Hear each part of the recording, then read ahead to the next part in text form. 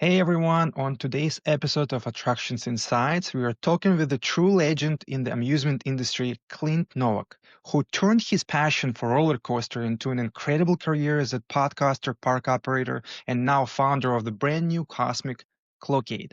I started as a ride operator in 1999 at Valleyfair in Minnesota. I was just out of high school, getting ready to go to college for television broadcasting and editing. And I spent a summer working at Valleyfair, and that was really the very first exposure I had to the amusement industry and where I really became a fan. After that, I started traveling all over the U.S. To go to ride some big roller coasters because Minnesota, we don't have a lot of roller coasters anywhere near us. And then eventually I moved out to Virginia for a radio job.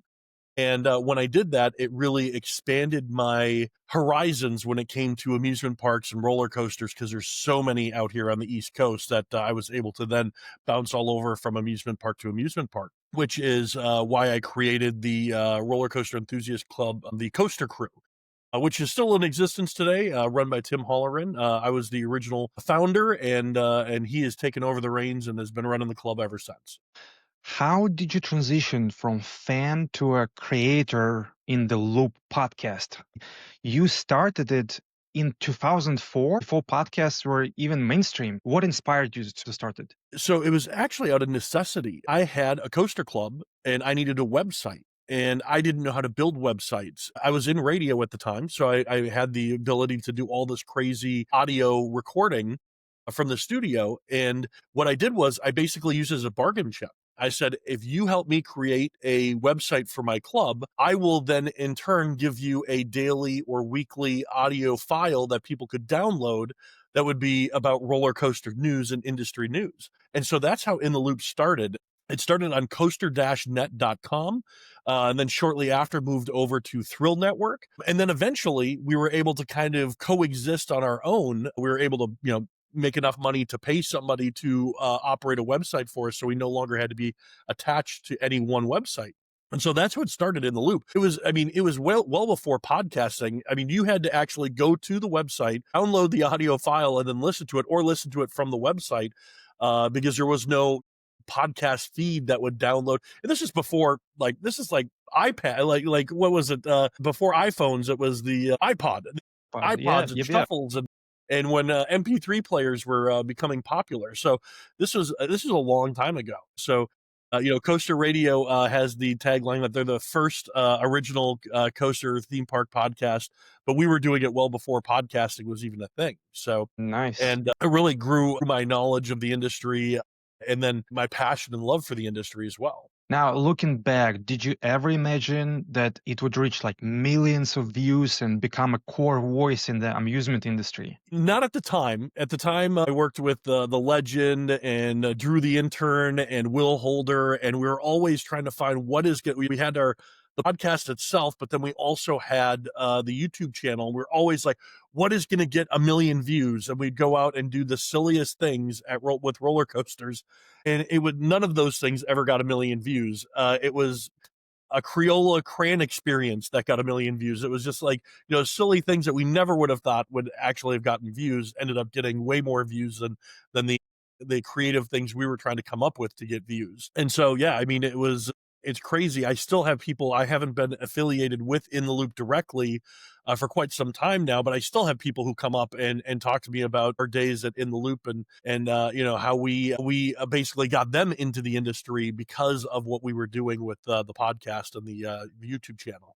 Do you think your time interviewing operators and visiting parks helped prepare for running one yourself later? 100%. I always credit the success of Funland of Fredericksburg to the fact that always saw the park from a guest perspective. I was always engrossed on how I hate standing in lines. So how can we make it so there's no lines to stand in? All the things that I hated doing when I would go to Disney or King's Dominion or Busch Gardens, like how can we make those less of a painful experience for the guests at Funland? And so that's really what made it so successful in the 8 years I was there. Now, I have to ask you, Do you still wear the famous propeller beanie to events? Let's see here. Yes, I do. I still have the propeller beanie. Still wear it very regularly. Anytime I go to an amusement park, I have 3 of these in my car. So one of the 3 will make its way onto my head before going into the amusement park.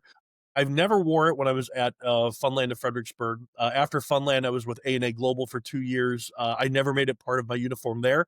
But when I'm at the Cosmic Clawcade, I actually do wear the hat as my signature trademark. So the hat is still very much a part of my personality and lifestyle. From talking about attractions to running one, let's talk about the next chapter in your life, right? Running and transforming Funland. What were your first impressions when you joined Funland of Fredericksburg? So at the time, it was called Central Park Funland, and I joined in as a manager.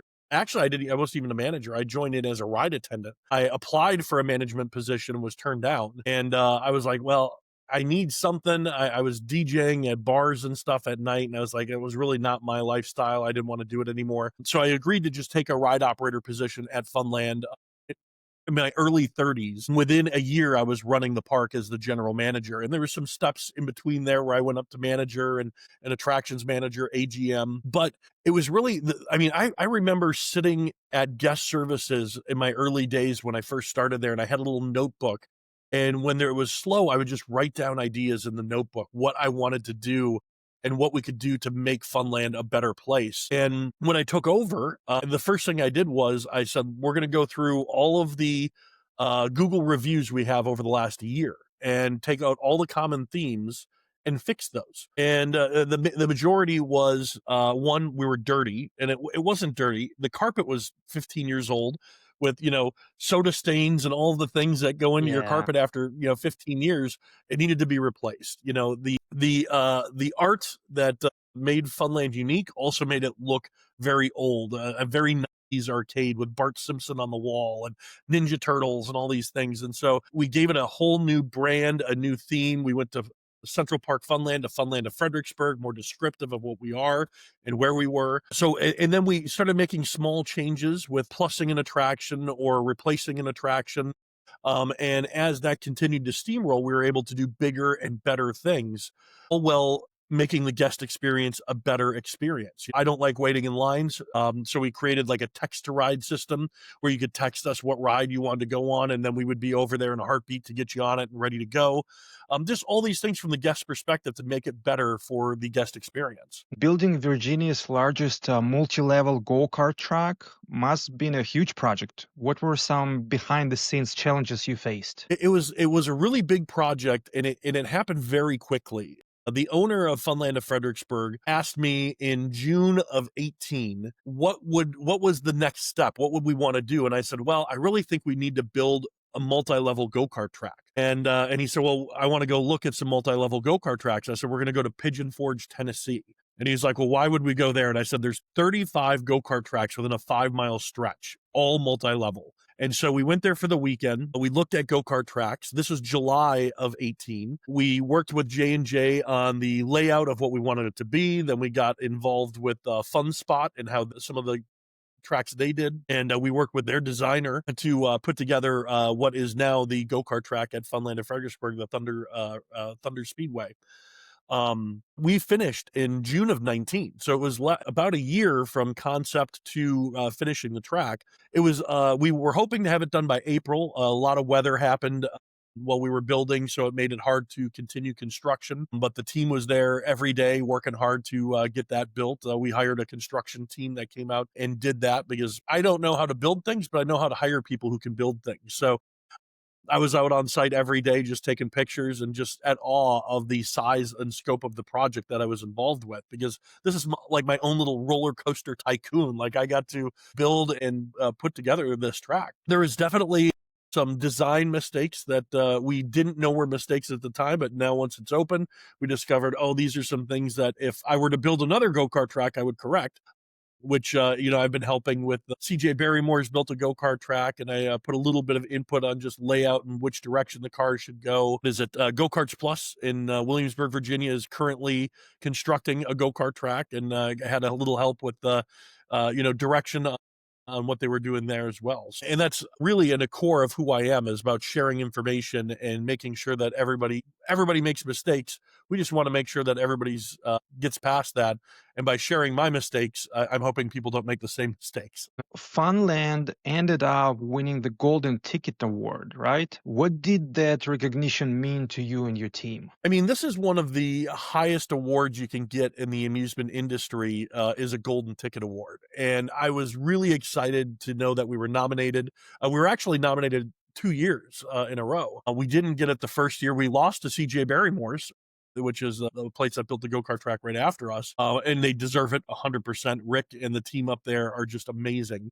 And then I believe we went a year without the Golden Ticket Awards, or we weren't nominated, and then we were back in 2023. And again, I was really excited, not only that we were nominated, but then we were told that we were going to be accepting the Best Breakout FEC award in 2023. And being a part of In the Loop podcast and talking about the Golden Ticket Awards over the last 20 plus years as one of the staples, it was truly an honor. The timing wasn't perfect because I ended up separating from Five Star Parks and Attractions, which is the company that purchased Funland of Fredericksburg. So I knew that we were winning the award, but I wasn't going to be present to accept the award. And that was John Dunlop, Now, the CEO of Five Star Parks and Attractions. And I was on a cruise when the award ceremony happened, and I messaged John and just said I'm very happy that I could have been a part of the team that made that possible. And I have in my shrine here in my office, I have a copy of the Golden Ticket Award for Best Breakout FEC in 2023 up there,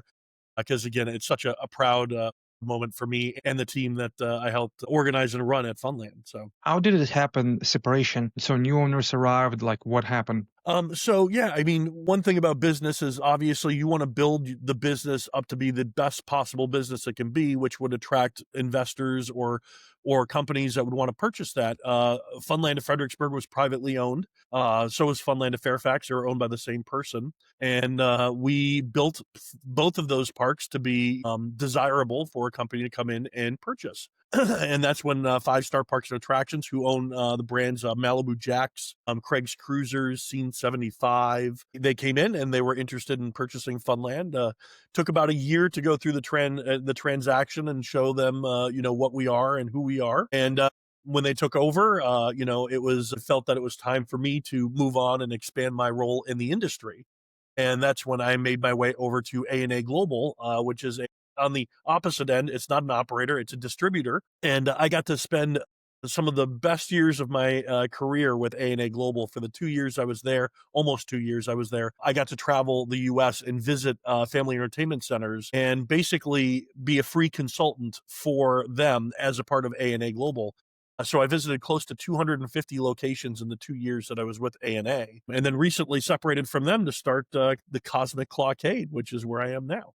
Before we move to Cosmic Clawcade, let me ask you, share with us some numbers. It's very interesting. Yeah, I can't share any numbers about the sale or anything like that, but I can tell you that when I took over Funland of Fredericksburg as a general manager, we were a park that never saw $3 million. We were always just shy of it, 0.7, 2.8. We had 18 rides and attractions, indoor and outdoor. So we had a 40,000 square foot building, 7 acres of property. And when we built the go-kart track, we just blew the numbers through the roof. So we were already above the 3 million mark at that point. But the go-kart track put us over 5 million.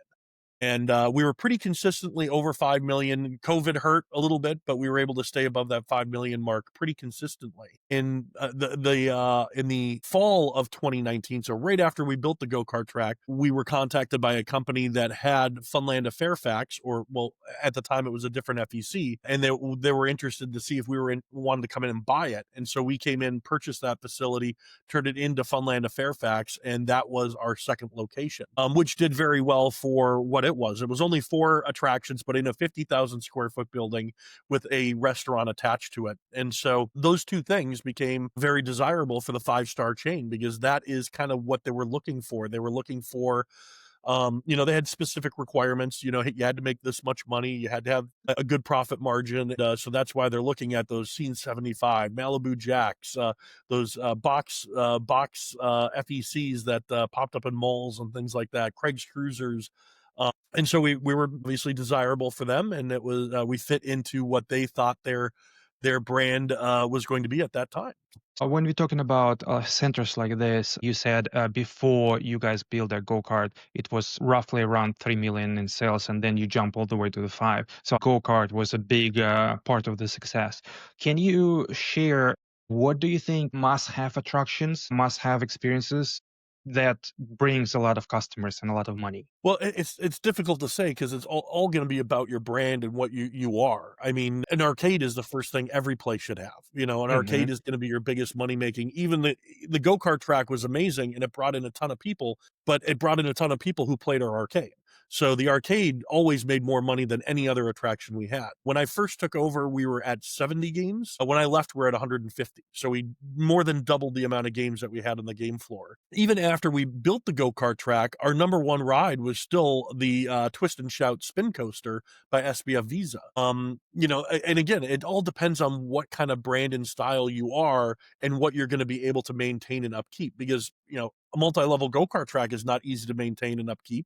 Neither is a roller coaster, and especially if those things aren't in your wheelhouse, if you don't know what goes into daily operations of a ride and attraction, it can be kind of daunting. So I always say that the roller coaster is going to be very strong.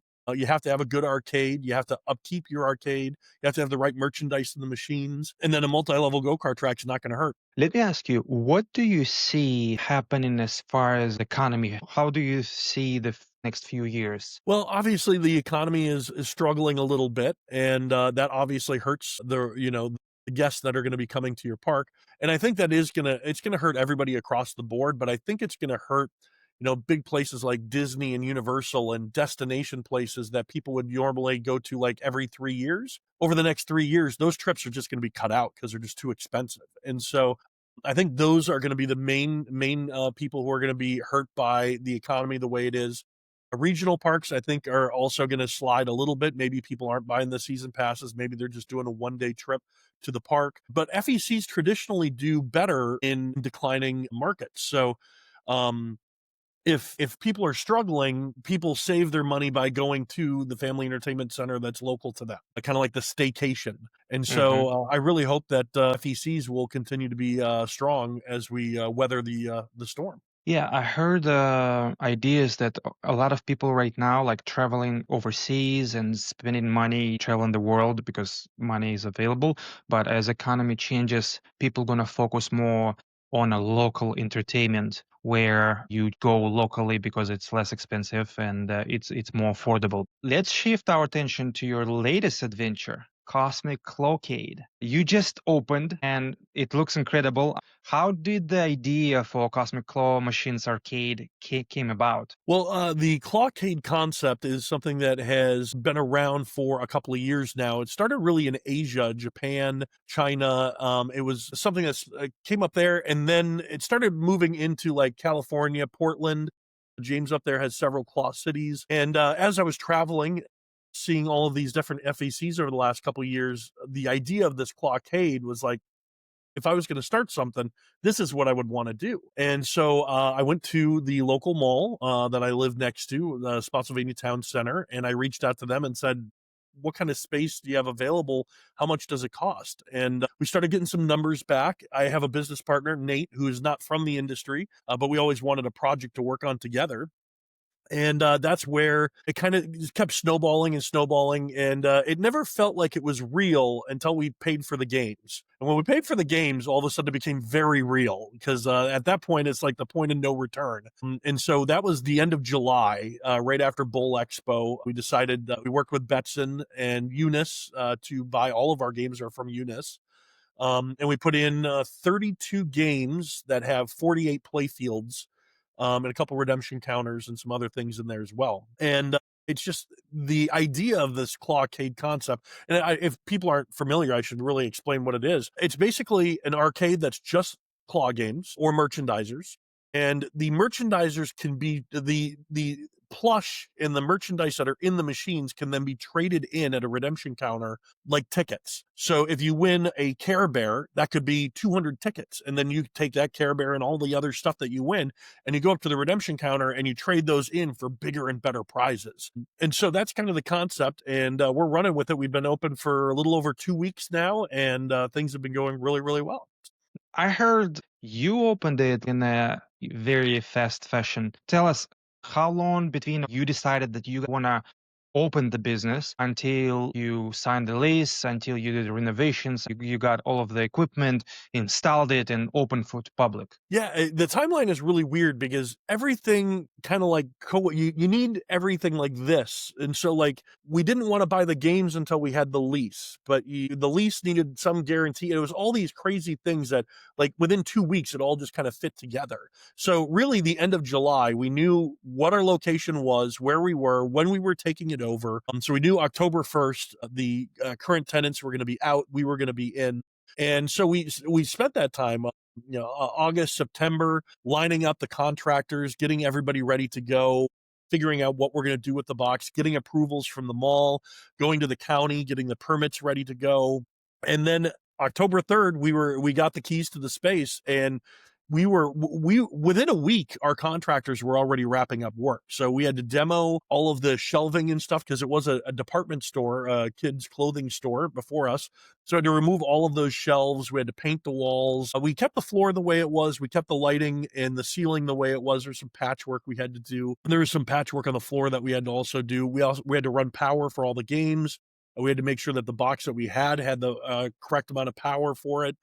And then the games got delivered. Everything gets plugged in. Betson did a great job helping us set everything up. And we decided, I wanted to say it was like the 22nd or 23rd of October. We were like, let's start soft opening. Let's just get people in here playing the games and seeing if it's going to work. And our official opening date was November 1st, which was only like a week and a half ago. So it seems like everything was such a long time ago, but it's all going so fast. How big is the facility? It's 3,000 square feet. We have a storage room in the back to store all of the plush and things that we get. Right now we're doing weekly orders because we just don't have the space to store anything more than that. Product right now, we're doing about 25% payout. The games themselves are close to 30% payout. The trade up system, if you trade up, actually downgrades or upgrades our margin, downgrades the guest margin to 25%. So we're saying we're in about that 25% margin. And so we're ordering a couple $1,000s worth of plush every week just to reload the games. And again, it's new to us. We've only been doing it for 2-3 weeks now. So we've only had, we're right now, our team is on site doing inventory and getting ready to order the plush for this upcoming week. So How did you choose your partner and why you decided to do it with a partner, not just by yourself? well, so Nate is my business partner. We've been friends for 10 plus years. Really good friends, really close. And we've always been going back and forth on all these crazy ideas, building a haunted house or, doing an Airbnb. And we always just wanted to work on a project together. And when this came up, this seemed like a logical next step. And sometimes it's out of necessity.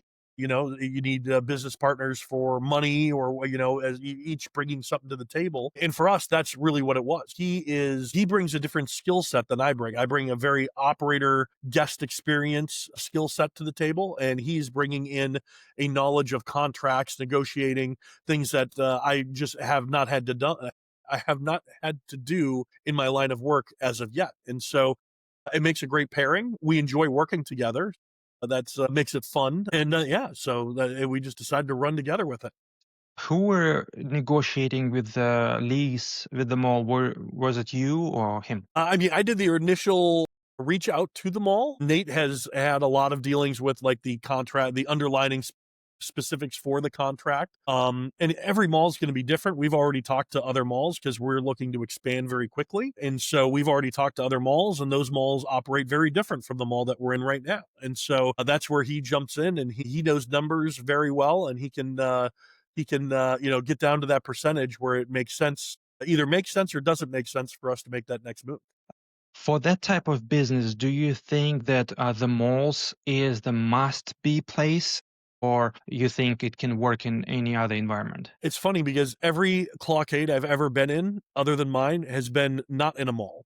Atomic Claw is in a beach town area in St. Peter. No, outside of Tampa, in the Florida area. So right up in the Gulf of Mexico, America. The Portland ones, James, he's opening those up in like strip malls and stuff like that. I think he does have a couple mall locations now, but I didn't get a chance to visit those. But yeah, the concept, we thought having that extra traffic, we don't want to go into an unsuccessful mall. We're not going to save a mall from closing.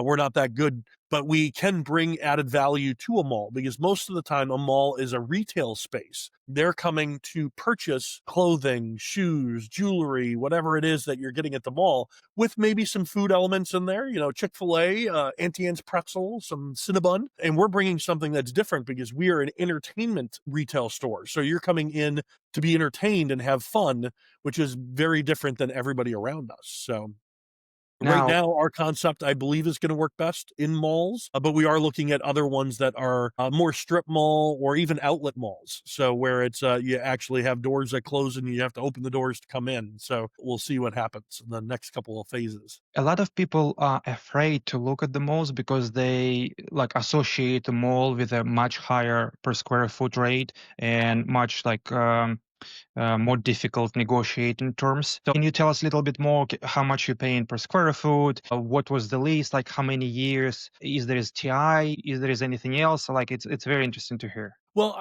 I can't go into direct numbers that we have right now, but I can say there's different. I didn't know that there was different kind of leases. There's temporary leases where you can occupy a space, but at any time the mall can come in and say, "No, we need somebody else in this space." Or you can sign, 2-year, 5-year, 10-year leases with the mall. Obviously, the longer it is, the lower your amount is going to be, and it'll stay that rate for the long term.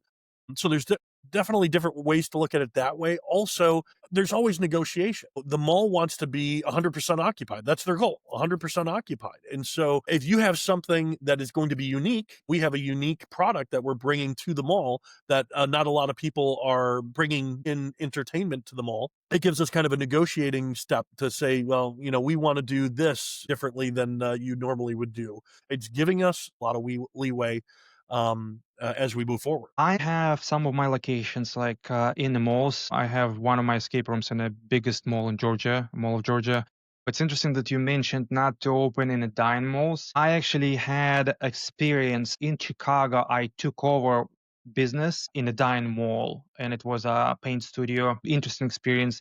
And I can tell you, I've never seen the dead mall before, and it was like scary. We had an office there, and there was like only few other places open. And honestly, because I have such a good experience with my existing location and in a good prospering mall, that I was like, it's very affordable there. I'll just take over and I'll do my thing, and it's going to work out. But you absolutely right. Like with the dine mall, you cannot save the mall. In my travels, I have, like I said, 250 FECs in 2 years. Some of those have been attached to malls, and even there are successful FECs that are attached to malls that are failing, and that's because they are think of like Andretti's or something big like that, but it's attached to a mall, and then they just segregate themselves from the mall. They just say, no, we're not going to be part of the mall anymore, and they just close their gate and they just run their box, kind of like Macy's, JCPenney's. And they don't even attach the mall. And I went into that mall and would walk around, and it's like 10% occupied. There's no air conditioning in the mall because they rely on tenants to air condition the mall. And so it's hot.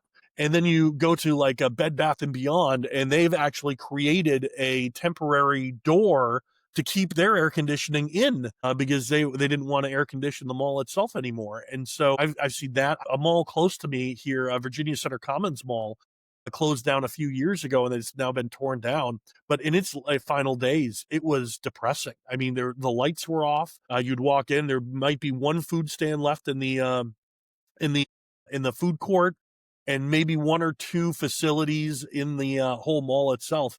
And then everything is just shut down. I mean, it's just dark, dank. They wouldn't let you do any video or pictures, which is crazy because a cell phone, you could walk around and do anything, but security would be on you in a heartbeat if they saw you taking pictures. So it was just sad to see it fall so quickly. And that's one of the things, we're not going to jump into our next location unless we have a very high degree of confidence that it's going to be successful where it's at. And that's why the Spotsylvania Town Center was such a great partnership, because they do have such a high occupancy rate. We're in a great area right next to the kids' play area, Build-A-Bear's right across from us. So it's kind of a kids corridor there, even though I would say Clawcades are not really geared towards kids. They're more teens, adults than kids, but we're in the right section of the mall for that. So I really enjoy where we're at. Running the business for somebody and then owning the business yourself, it's a big difference. So can you tell me what's the biggest surprises maybe you've seen so far as a new business owner? I've always been very cautious about spending money. Even when I wasn't the person, when it wasn't my money, I was still pretty cautious. That has even become even more evident now that I can see the back numbers. I'm looking at everything, every single thing in the P&L, uh, what it takes to build and construct.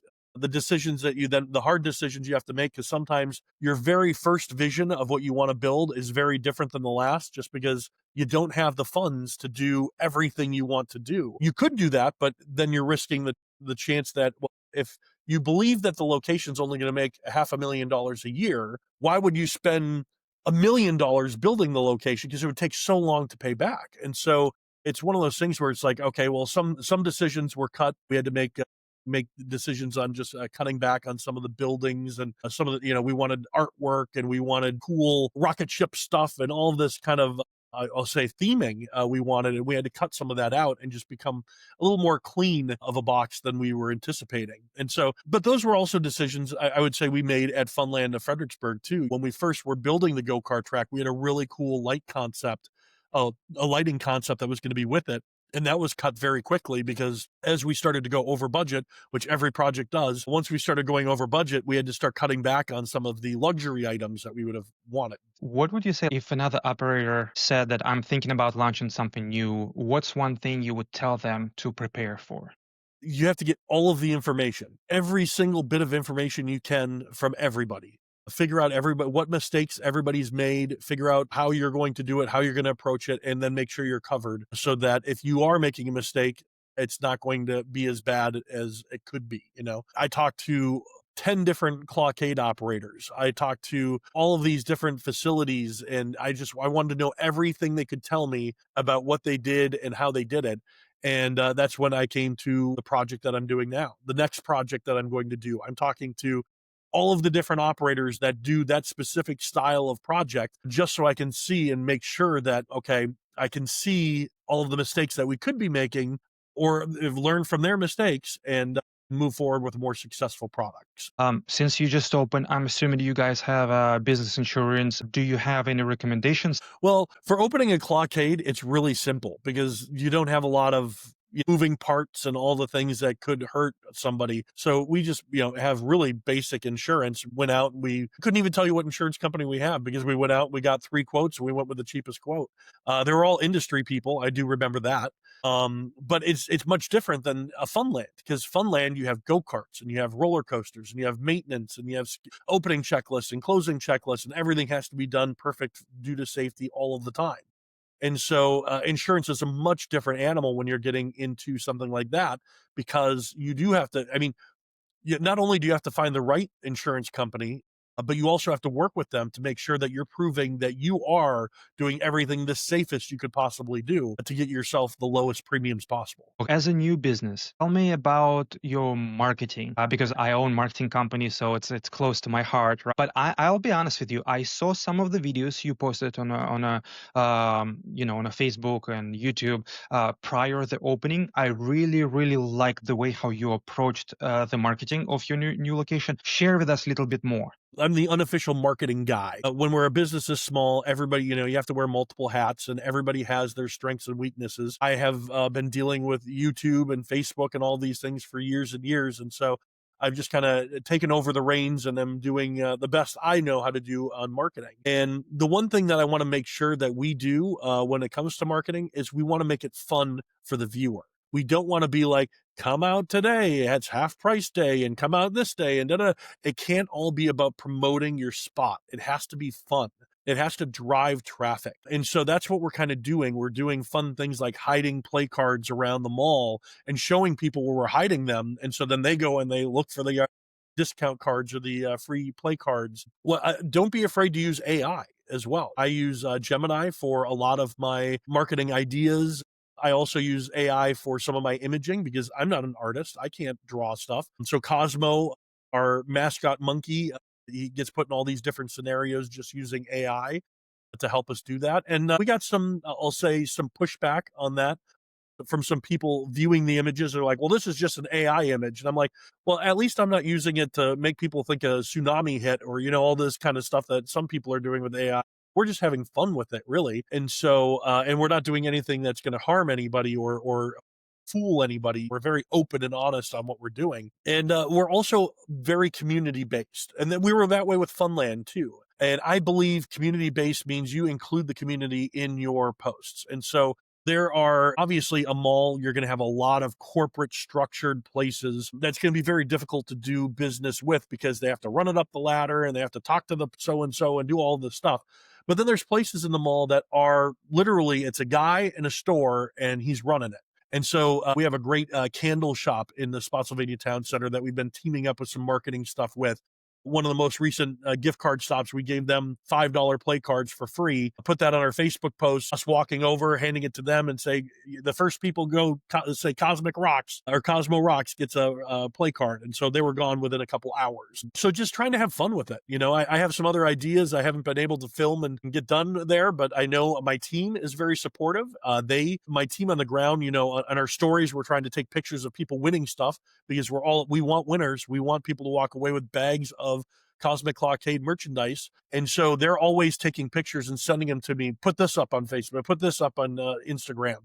So we have something for the stories every day to put up. And that's, when you have a team that buys into the vision and you have some directions and you have AI kind of telling you some things you can do, you can have some fun with it. Absolutely. Now, have you ever experienced or worked with influencers for either previous businesses where you worked or for this current business? I am an influencer. So yes, of That's course. true. Yes, 100%.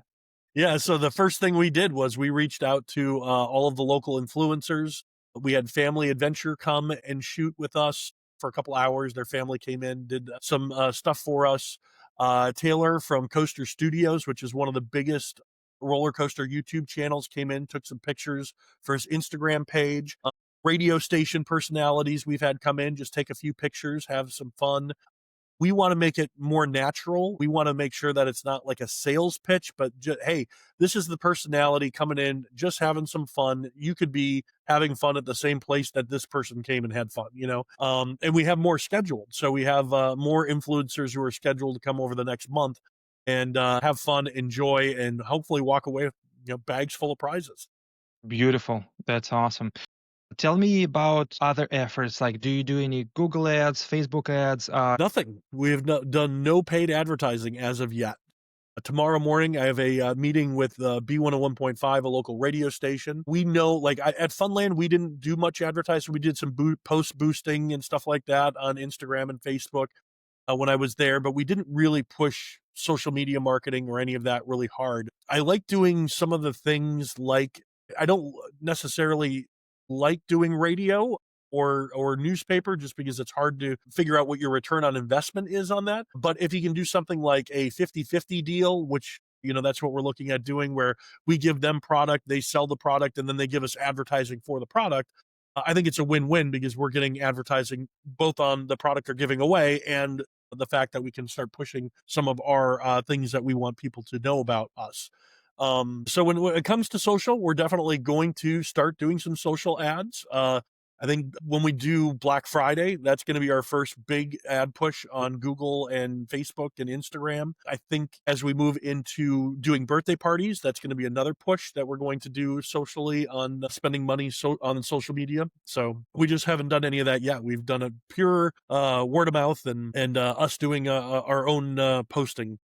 You've been hosting Family Entertainment Center's Mastermind, and you've been doing it for years. What inspired you to start those? So, yeah, it's been about, I want to say over 8 years now. Chris Camp from Fun for All and myself would talk pretty regularly and ask questions. And he brought up the fact that he was in a masterminds group that had nothing to do with the amusement industry. That it'd be great if we put, industry people together on a call and started doing it on a monthly basis. And so that's what we did. Well before COVID, we were doing monthly calls where we brought in all these different operators and we would just talk about stuff. And as the years went on, we got a little more format, a little more structure, and now we're 50 strong. We have over 50 operators that can participate in the call. And we do the call once a month. We usually have a couple hot seats where the operator has 15 minutes to ask questions to other operators and focus on a given problem that they may be having, where they will then get solutions from the other operators in the call. And then we also take information that they may be able to give over the course of a couple of months, maybe game reports.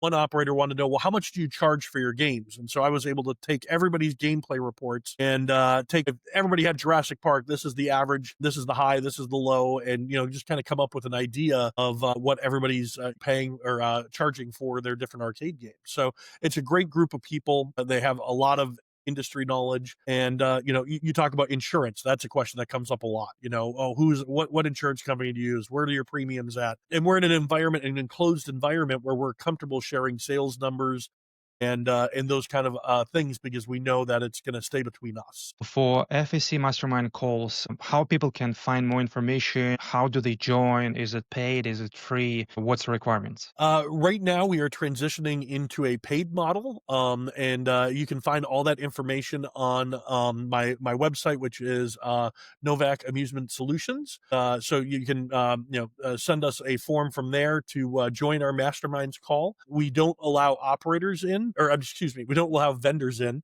So it's just operator on operator, and it's a great way to again pick people's brains. And we have so many different styles of operators. We have somebody who runs a high ropes course. That's all it is. You're out in the trees, climbing ropes, doing that. There's no arcade. It's just a ropes course. But then we have other big facilities that have arcades, go-karts, everything that you could have at an indoor facility.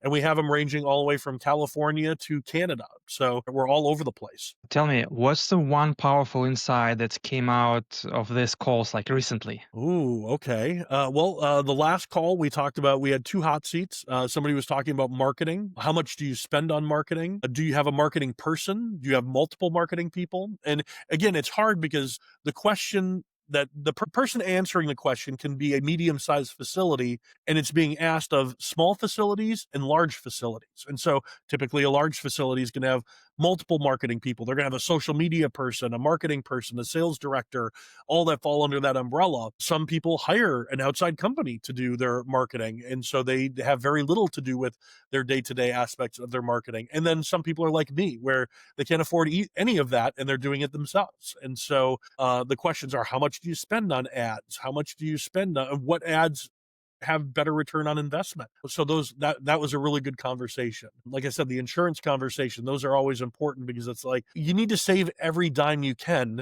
when you're operating a facility. And so sometimes it's, how much money can you save if you switch from one trash pickup to another trash pickup? How much can you save by switching from one insurance carrier to another insurance carrier? And as a vendor, I think it's important that operators are talking to each other and they're getting that information. And so in order to be the best vendor possible, you want to offer a product that is consistent and that you'd offer it in a way that nobody else can. And that's usually just about the team and culture that you create. How do you think collaboration among park owners has changed since you started in the industry? I don't think it's changed that much. I think the industry has always been, since I've been in it for the last 20 plus years, they've always been very willing to share information. And even when I was traveling the 250 parks over the last 2 years, everybody was willing to open up, share information because they wanted not only to help others, but they also wanted to make sure that they themselves were doing the best thing that they could be doing. And everybody has the same problems. No matter what kind of facility you have the same problems another facility has.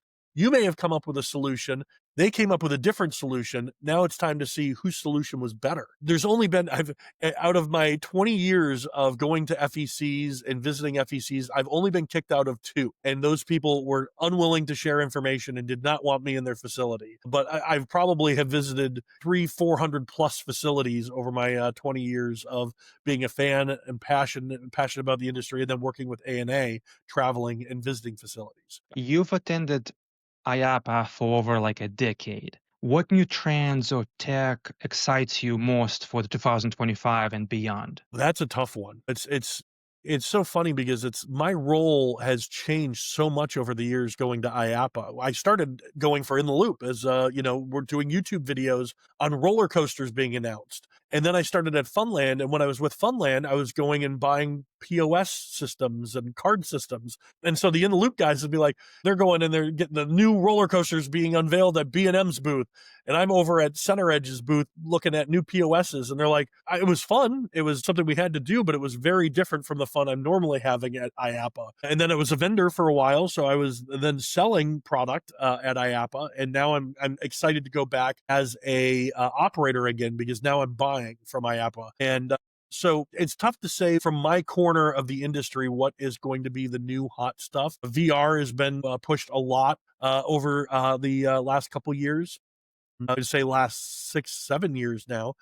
The thing that I'm going to be looking at most when I'm at IAPA, though, is the different variations of claw games. Right now, we use Unis, and they have a great product. I want to see what other mini claws are on the market. I want to see what other multi playfield cabinets are on the market. So I want a cabinet that has 4 play fields, but it's one game, so 4 people can play it. So in a claw game fashion. So I'm looking at all those things when I'm going to IAPA. What kind of credit card systems are out there? Play card systems. I know them all really, really well. But as we venture into new territories and new projects that we have ideas for, that's what we're kind of going and filling in the gaps. So we have these ideas of what we want to go and how we want to move forward. IAPA is where we're going to do a lot of our groundwork as to what that's going to look like. Can you tell me what's the craziest or funniest guest story from your years running parks, if you have one? It's funny because a friend of mine, Jeremy, and I were at the Amusement 360 thrown on by Creative Works, and we would sit and have lunch together every day while we were at this convention, and we would start talking about security camera footage of things that we captured. And it was like we were always one-upping each other. Oh yeah, well I had a guy do this, and he would go through the whole thing. Oh yeah, well I do it. So there is no shortage of guest stories that are out there. There's just so many different things that that can happen on a day at an amusement park, so or at an FEC. I've had cake thrown at me. I've had cake smeared on the walls. I've had it all. So none of them necessarily fun in the moment. They're kind of okay. I'll give a good example of one. Here's a good example. We are now open after COVID, right? We have very strict restrictions. You have to have a mask on. You can only have 50 people in the building at a time. All of these things that play into you can be open, but these are the rules. And so we're open. Everybody has their masks on. I have a gentleman walking around the floor with his daughter. He doesn't have a mask on. His daughter doesn't have a mask on, and he has a holstered weapon. We're very strict on no guns in our FEC. Not that we don't believe in the Second Amendment, but somebody left a gun once sitting out because it was like, oh, they were in a game. It was uncomfortable. They took the gun out, forgot the gun. What do you do when a kid can now just grab a gun? So no guns allowed in our facility. We approached the gentleman, said, oh, I'm sorry. 1, you have to have a mask on in the facility. 2, you have to you can't have your weapon. Can you go please put that in your car? And he flipped out. He was calling me names, making fun of my salary, doing all this stuff. I can't believe, look at you, and da da da da. And so it got to a point where other managers stepped in. I stepped away. I called 911 or the non-emergency to let them know we had a guest issue that we weren't going to be able to resolve. He refused to leave. And so they pick up and I say, we have a gentleman and his daughter refusing to wear masks, and he has a holstered weapon, and we won't allow that weapon in our facility. He won't leave. And the operator said, he's allowed to have the weapon. The gun, as long as it's holstered, he's allowed to have it. And I said, well, we're a private facility. We have the ability to refuse guest services, and so we're doing that. We're refusing him service, and he won't put a mask on. And she goes, "He won't put a mask on." And I said, "He won't put a mask on." He goes, "Fine, we'll dispatch people." So they came and removed him from the facility. And those are stressful situations. It's funny now looking back at it and the fact that the mask was the bigger deal than the gun was. But it's just like, I feel like you need to handle it the right way, the proper way every time. It can get scary. So, but I know people have called me all kinds of names and all that stuff. And all we're trying to do is just run a safe family entertainment center. So What's one piece of advice you would give to someone dreaming about starting their own attraction or entertainment concept? well, it's always a dream until you put money into it, and then it becomes a reality pretty quick. I think I said it earlier. It's all about the information gathering. You want to make sure that you're doing it correctly. Talk to everybody. Go to conferences. Go to IAAPA. Go to Amusement 360. There's so many people there that want to help you succeed and be better. Make sure you're talking to other operators who have done it successfully, operators who haven't done it successfully. You want to know the mistakes. You want to know what to avoid. And so you're never going to be over prepared when it comes to learning and knowledge. So just get as much of it as you can. Yep. Good advice. Where can people follow you or learn more about Cosmic Clawcade and Novak Amusement Solutions? Yeah. So anytime you Google Clint Novak, you're going to get a whole bunch of stuff that you wanted or didn't want. I'm a roller coaster enthusiast, so I go to parks all the time. I have my own YouTube channel with my wife, Happily Ever Novak. So we have a lot of content out there. But yeah, you can reach me. I'd love to help out in any way I can. You can reach me at clintnovak@gmail.com is my email. Very simple. All that information can be found at novakamusementsolutions.com as well. And Facebook, just Clint Novak. If you look up Clint Novak, you're gonna find me pretty quickly because I've got this hat on. So if you see this is me right there in a heartbeat. So Does that mean that I'm going to be able to find you in a crowd at this year's IAAPA? I didn't even think about it. Should I wear the hat at IAAPA? I got to do a poll on that. I got to see what I should be doing or not. So here's a fun story to end on. Okay. I've been going to IAAPA for a very long time. You said a decade. I think it's closer to 2 decades. I think 20 years I'm coming up on. And the very first time I was going to IAAPA, we were going as In the Loop, and we were going to film roller coaster unveilments. It's funny, the first one we went to, they announced Hard Rock Park, which is an amusement park that was built in South Carolina by Myrtle Beach. And so we're going there, and we didn't know what to dress up. We're kids. We're years old. And so I reach out to David Manta, who's still with IAAPA, and I said, what should we wear? And he said business casual, which I didn't know what that meant. So we came with dress shirts and ties. And to this day, the In the Loop team still wears a tie to all the press conferences. So I'm very proud of them for that. And then I said, David, I've got this propeller hat that I'm kind of well known for. Can I wear this to IAAPA? And their response was, we prefer you not. And so that hat has never been worn at IAAPA to this day. And so, but now I'm like, I'm an operator. I could do whatever. I should be able to do what I want. So should I wear the hat? That's a good question. I'm going to put that on Facebook today. Do that. Yes. But yes, I will be at IAAPA, and I'm hoping I'm going to be wearing that hat. Here you go. So I'll be able to find you in the crowd. There you go. You'll be at IAAPA then, huh? Absolutely, yes. Perfect. Awesome. We'll have to catch up. Yes. Have you ever done escape room in your life? I love escape rooms. So yeah, maybe if you're going to be there, we can connect, and I can invite you to do an escape room potentially. Perfect. I'm not good at them, but I enjoy them. I've done both of the ones at Universal, Back to the Future, and Jurassic Park. There's also a couple other escape rooms that some friends of mine, it's always during IAAPA too, for some reason, because I go to Florida a lot, but it's always during IAAPA I end up doing an escape room. But we did a couple local ones as well, where it was like a graveyard game show and some other fun stuff that we've done in the past few visits. But yeah, I enjoy it. I enjoy a good escape room. Nice. Yeah, it's because I have multiple escape rooms in a different states. So yeah, obviously I love escape rooms as well. Well, good. I think it was great conversation.